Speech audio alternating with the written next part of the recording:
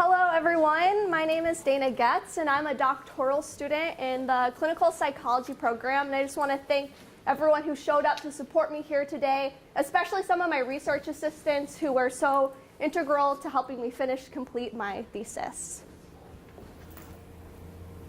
So I'm wondering, how many of you have experienced something similar to this? Your best friend just found a new partner and is spending less time with you. To make matters worse, you discover that you and this new partner do not get along at all.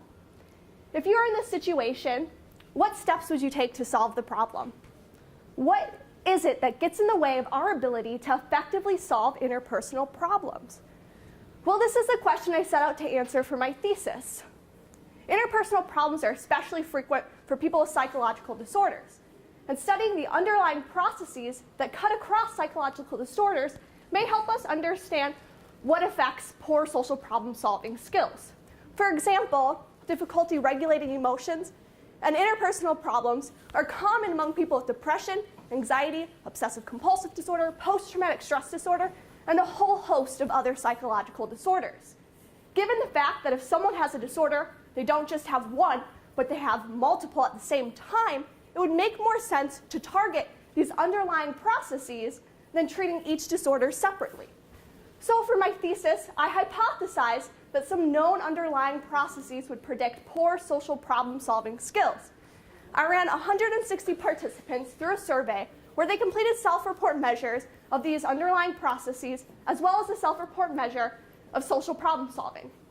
Then I administered a laboratory task called the Means-Ends Problem-Solving Test, the MEPS, where participants are asked about how they would respond to different hypothetical interpersonal situations similar to the one I mentioned at the beginning of my presentation. Then their responses are coded for things like the number of ineffective or irrelevant steps that they took to solve the problem. I ran 2 multiple linear regressions, one using the ineffective means on the MEPS and the other using the self-report measure of poor social problem solving. I found that to a small extent, attachment anxiety, this fear of abandonment, predicted 3% of the ineffective means, and to a much greater extent, deficits in emotion regulation and experiential avoidance, this tendency to push away unwanted experiences, explained 46% of poor social problem solving.